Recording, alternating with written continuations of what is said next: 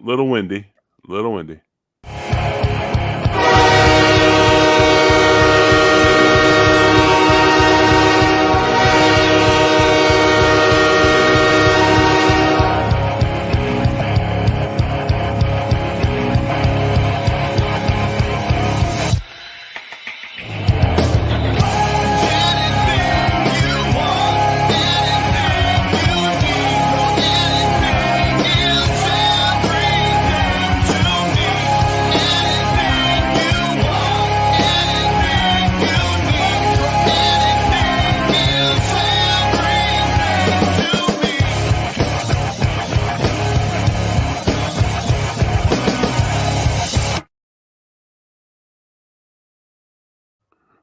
Welcome into another overreaction, instant reaction, overreaction Buffalo. I'm the big O Jerry Ostrowski. He is John Fina on location in On Arizona. location Somewhere. from Arizona Alumni Weekend, Jerry. I'm downtown Tucson.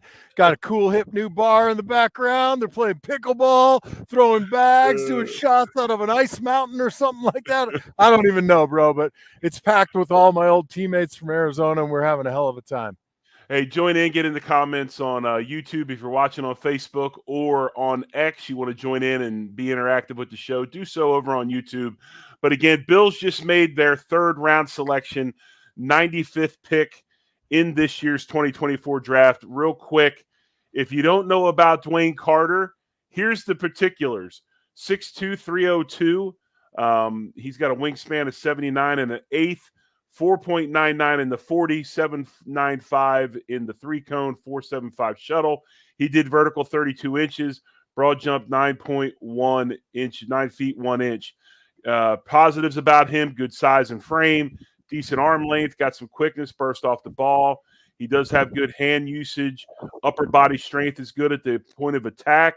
He can shed blocks when he lands his hands.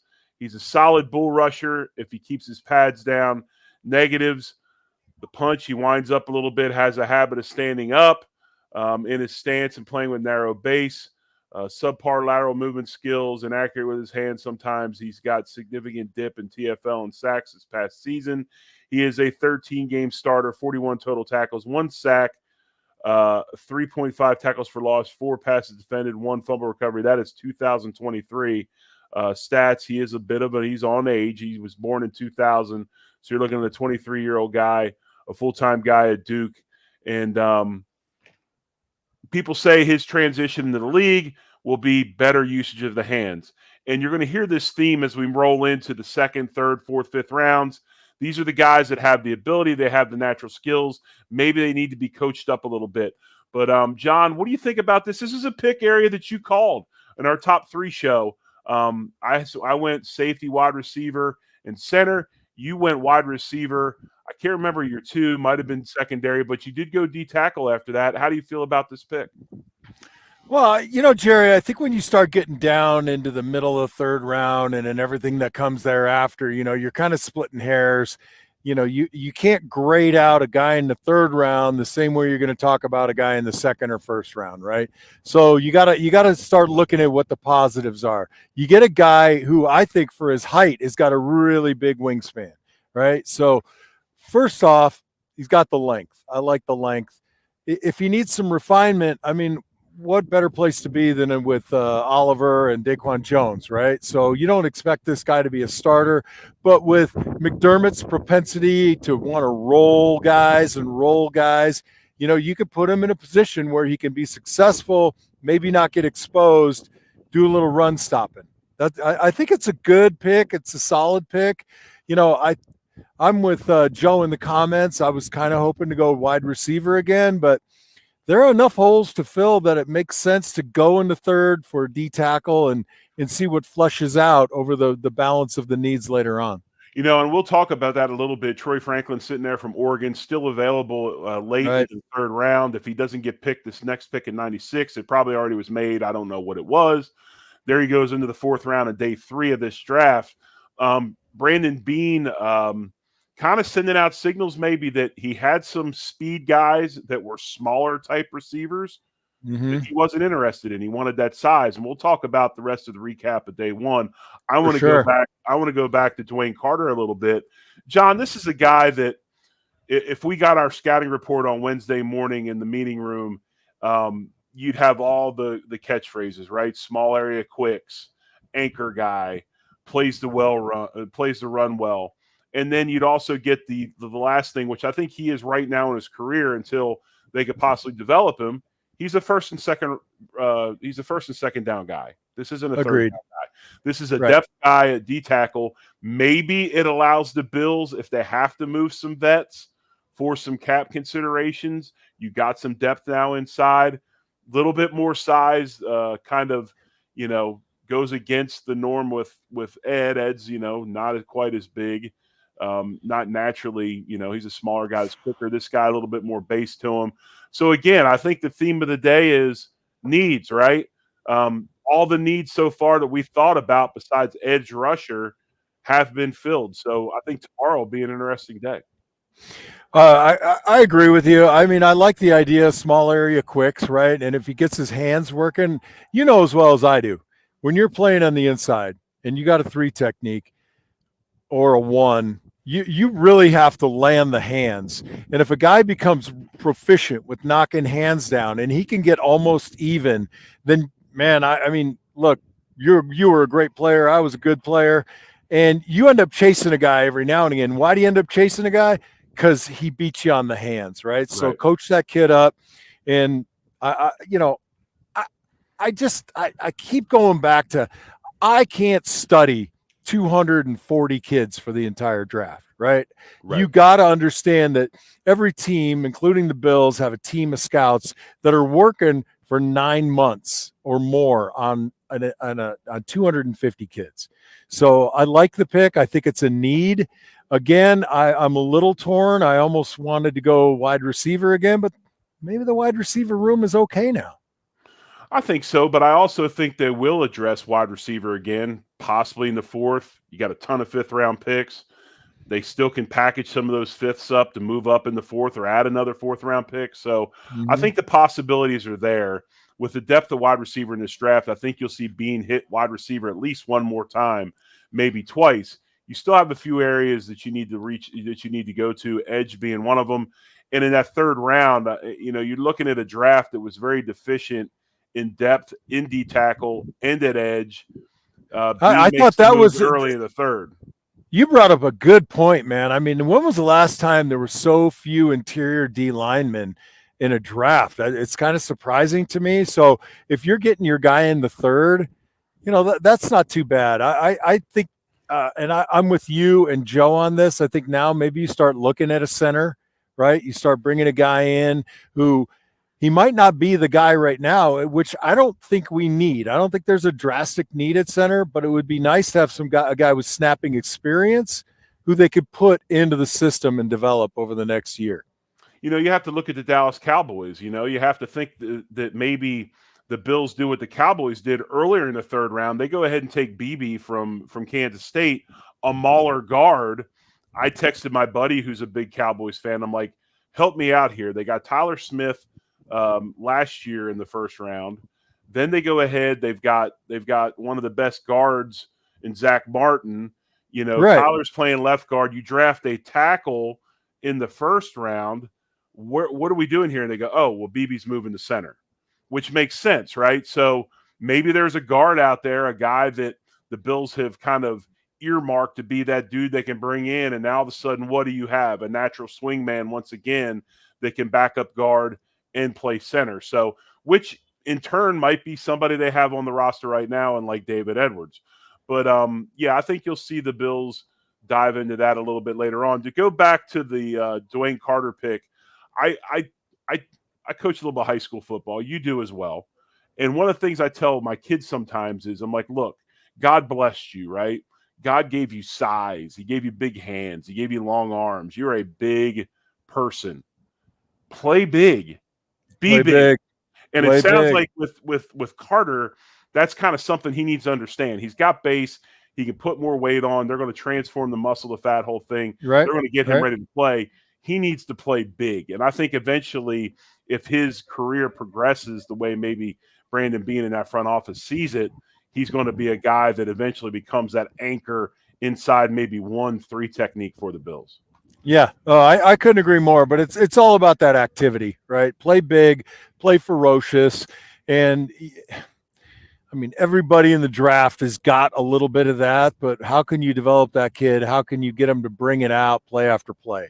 And I think that's the real rub here is when you're in the third, fourth, fifth round, you're looking at guys, how close are they? How do we get a feel for him? This kid's from Duke, right? So he's a different type of kid already. The work ethic, maybe, the academia, that can translate to a kid that is really going to understand you're not a starter, you're not a star anymore, but we're giving you a ramp. Get on the ramp and go. Hit the like button, hit the subscribe button, help us out. Also, to spread the word, folks, if you haven't already done it, head to YouTube, subscribe at YouTube. Let's get us over 1,000 subscribers as we move on through the rest of this offseason into summer camp as we go to the season. Myself, John Joe, excited to bring to you Overreaction Buffalo. The shows have been great. The interaction with the fans has been unbelievable. It's energized us. We're excited to bring you very, very pertinent content as we move towards this fall camp. But, John, I want to ask you a question. Joe and I have already talked about it. The listeners haven't heard your viewpoint of how today went. Let's start with Keon Coleman before we move to Cole Bishop. How do you see this pick? Are you happy about it? Frustrated? Confused? Do you like the Coleman pick? So I like it. My daughter is graduating from Florida State in about a week. I'll be in Florida. And ever since she went to FSU, I started watching the games, right?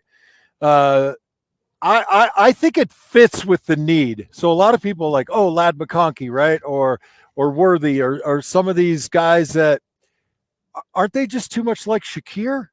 So I like this idea of getting a big body guy who, occasionally can, bend coats his way from a DB and separate, twist your body and make a great catch, right? Josh likes to move.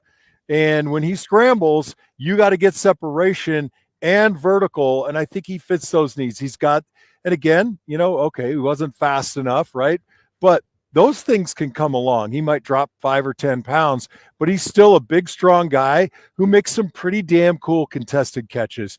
I like the draft, right? You didn't get Brian Thomas Jr., so then you refine it, right? We're deeper in the draft.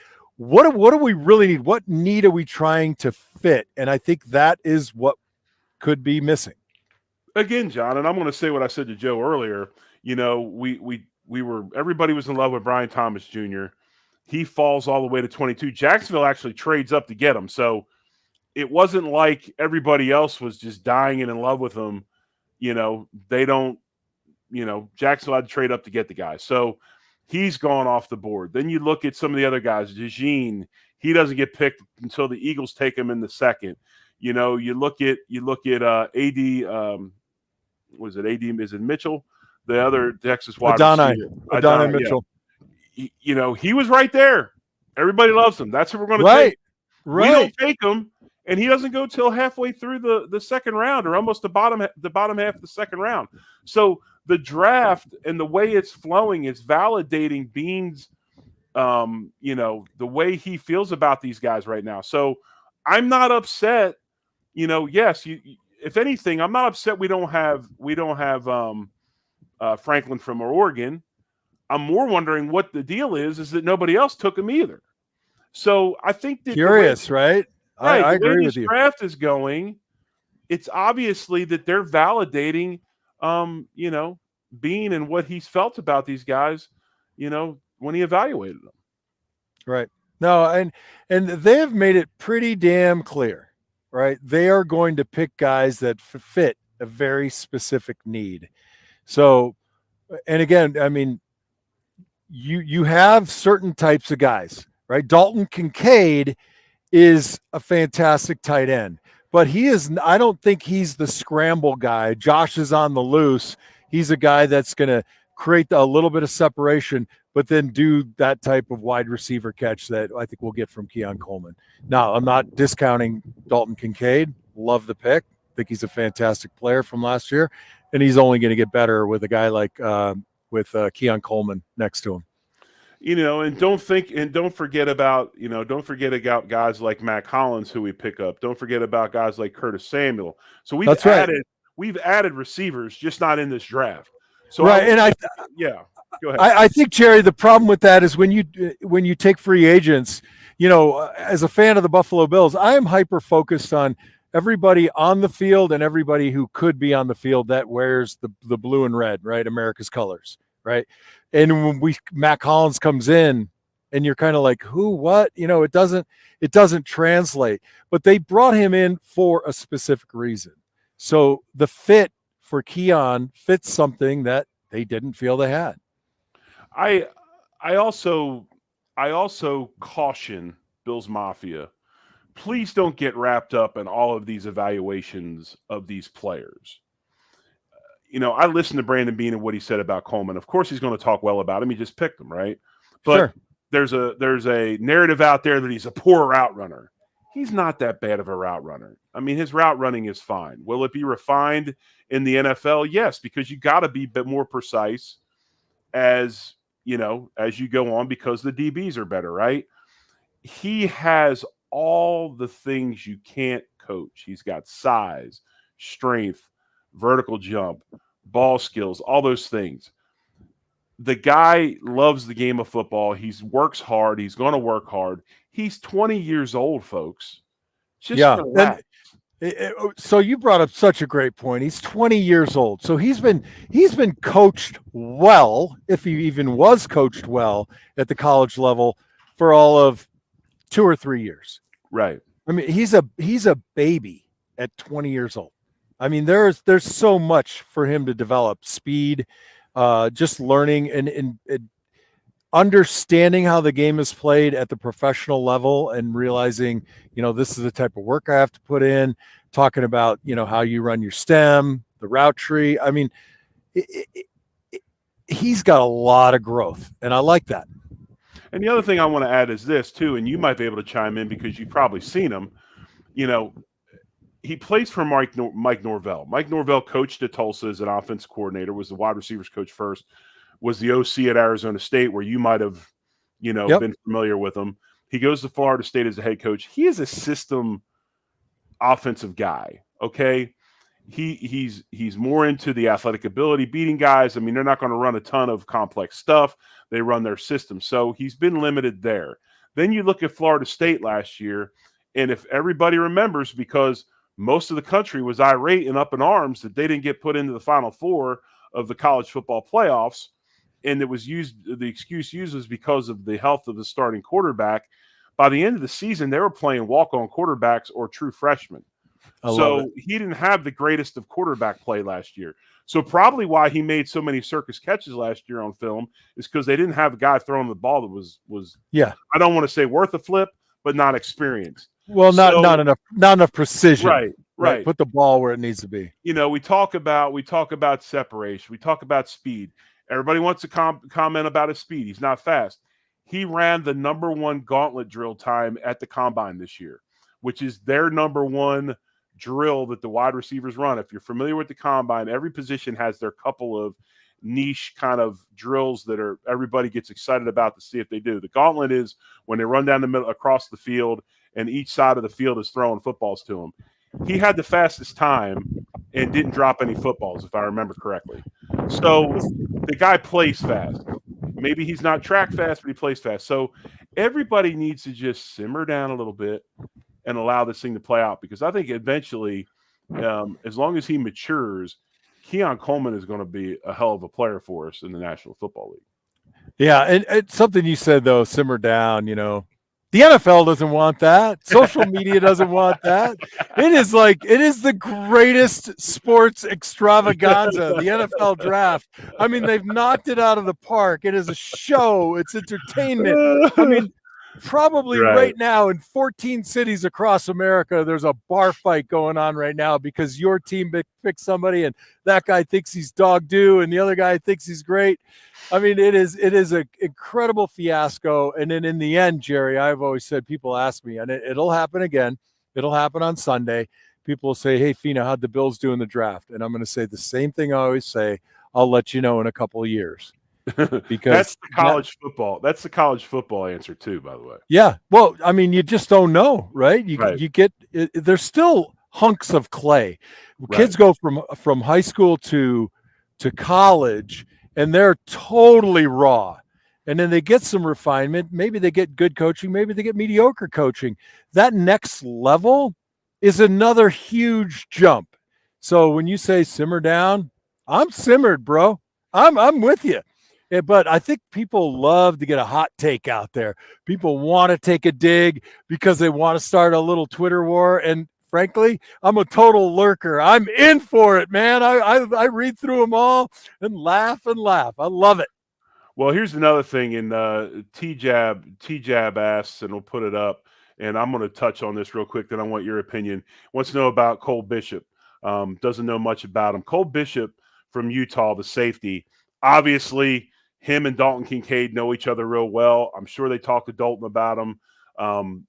You know, they obviously are friends. They were, you know, there was some stuff on Twitter about them interacting, but I love the pick. I think the dude, Cole Bishop, is an absolute hammer. I think he is a big physical safety that comes downhill and strikes you and puts people on the ground. There's some highlights out there. I believe the USC game, he rolls up and knocks a receiver out running a crossing route. I mean, the guy is an intimidating presence. He makes tackles. He gets guys on the ground. He's highly productive. So I'm a big fan of the pick in a big need area. They talk about, well, we need free safety. I think you got Mike Edwards, okay? We've got some guys on the roster. We bring him in from Kansas City. We got some guys that are candidates to play that free safety spot. But you want to talk about a true blue, downhill, strong safety that can make tackles in the run game, Cole Bishop is that guy. So Cole Bishop to me is what Jordan Poyer was 3 years ago. Thank you. You know, that's what I said in the first show. Yeah. Oh, did you really? How cool is that? I didn't even listen. I was so busy. Yeah. So when Jordan Poyer was coming downhill, when he was young and healthy, or at least just healthy, he had such an impact on the passing game. And the amount of crossing routes you see now, you know, these kind of stuttered moves, that takes time. Receivers slow down a little bit. They get separation from their primary coverage. But if you have a hammer coming down, like you said, downhill, those guys don't typically have a lot of speed coming out of those stutter breaks. And when we time it up, if a kid comes down, you want a threat in the middle of the field. I like it. You know, he hurt UCLA a little bit when we were there this year. I was like, wow, that kid's really coming up. You know, and that's the thing you want to look for. So I think overall, good pick, fills a hole. You know, he doesn't have to start straight away. You know, but maybe. I think he will be. I think he's a day one starter. I really do. You think he's day one? I think he's day one. You know, okay, good thing about him, the Utah program, right? I mean, they're programmatically just incredibly strong. Kids are disciplined. I can't think of the head coach's name, but you know, those kids walk a pretty fine line. Bad behavior, no preparation, it's really not tolerated there. They get a specific kind of kid. So if he's a day one guy, as long as he can pick up the playbook and understand the defense, I think maybe you're right. I think in one of our comments over here, I can't Enrive J. It's an interesting name, but he makes a comment. He says, I'm sorry, that's not the one I was looking at. We're going to look at the one with Bishop. He talks about, here it is right here. Excuse me. It's late. Cole Bishop, he said Utah plays a hybrid system, a lot like the Bills do. We play something similar. He'll fit in. So, you know, last year, Bean hits on 2 starters in the first 2 rounds. Today, I think we've got 1.5. I think Cole Bishop is a starter. Coleman and how he picks up the offense. And if Josh, because you know how this is, John, as we get towards the end of the show, to wrap up day 2 of the 2024 NFL draft here on Overreaction Buffalo.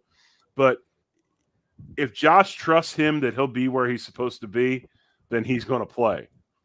If Josh doesn't trust him that he's going to be where he's supposed to be, then he's not going to play. This is going to come down to the chemistry between him and Josh and how they progress through the offseason in the fall camp. Man, I mean, that's the case for every player that's drafted yesterday, today, and tomorrow. Very true. But the overarching theme is, did you get the right guy for your system and the right guy with the right attitude, the right mentality? And there is, I don't care who you are, if you're Jerry Ostrowski coming out of Tulsa, you are the man there, right?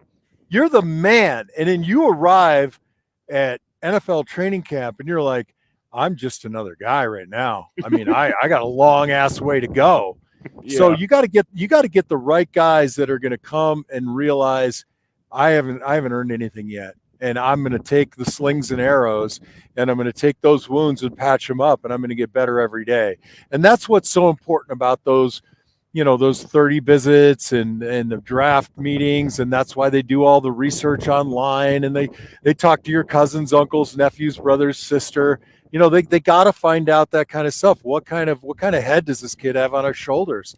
And I think that's super important to the Bills. And by and large, that has delivered for us. We haven't had a multitude of issues. And then we talk a lot about McDermott's trust issues with rookies. Okay. And a lot of this isn't just a McDermott thing. A lot of coaches don't have a lot of faith in a rookie coming in and learning and being able to step in right away as a starter. That's why O'Cyrus Torrence and what Kincaid did last year was so impressive. Other than Keon Coleman, if you take him out of the mix, because he is 20, he is still maturing, he is still learning. It's just those things you can't see, or even some of the things you can see with the intangibles that he has, size, strength, all that, make him that 33rd overall pick. But when you look at Bishop and you look at Carter, the thing I like about both of them is they're program guys. They're guys that have been there a long time. They're older. They're coming in. That's one thing about COVID and some of the things that have happened that if you can pick something positive from COVID is we're getting some players in the NFL that are experienced and ready to play because of the age they're at and their maturity levels once they get in, because guys have played that extra COVID year. So development isn't quite as drastic as it might be. So, but I think Bishop and Carter, like I said, two program type guys. Coleman, just exponential talent. I think a really good second day for the Bills as we go into day 3. Yeah, I couldn't agree more. I mean, we got 7 more picks right now. Who knows if we trade up, trade around? I think you're still looking at an edge player. So I think we agree. We're looking at edge, offensive line, or interior O-line, and wide receiver. With what's your outlier? Well, obviously, I still think we need to draft another inside guy that can, if he's a swing guy that can snap it. But that's what I said. So okay. We both agree. We have edge, right? Okay, we have wide receiver, and we have interior O line. You're going to need another corner. You're going to need another cornerback for depth. You're going to need another safety for depth. I don't know about the running back room. If someone's there that you're like, wow, is that guy there? But everybody now, day 3, you're not going to get anybody that doesn't have a question mark, right? You're not going to have anybody that doesn't have concerns. It's going to be a guy that plays really good, but he's too short, or a guy that makes plays, but he's too small or he's too slow. Great offensive lineman, great feet, needs to bulk up and get stronger. So all these guys, as we roll into the 3rd day, are going to have issues. It's just a matter of, does the Bills feel, are those issues smaller than what they think their on the field contributions are going to be? And can these issues be worked out? Because, one thing about the NFL, they think they can coach anybody, and they can coach bad habits or anything out of anybody. So, they do have a little hubris on that. So we had a couple of teammates that were unreformable. Hey, I'll add to that list. I'll say linebacker, special teams depth, somebody who looks like our 2 guys, Terrell Bernard and Dorian Williams. I think that's the model of today's linebacker. And if they can find a kid who can develop and be a contributor on special teams and be a little bit of a bully, and I think that's a good look too.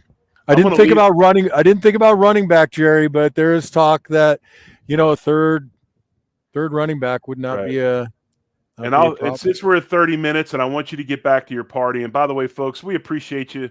It's 11:38 on the East Coast. It's like 8 in the morning where John is. 10:38 here Central Time as we get out for this overreaction, instant reaction, third round, and just an overview of day 2 of the Bills picks on the 2024 NFL Draft. Let me throw this little zinger in at you, and maybe this will be a show. Bring it.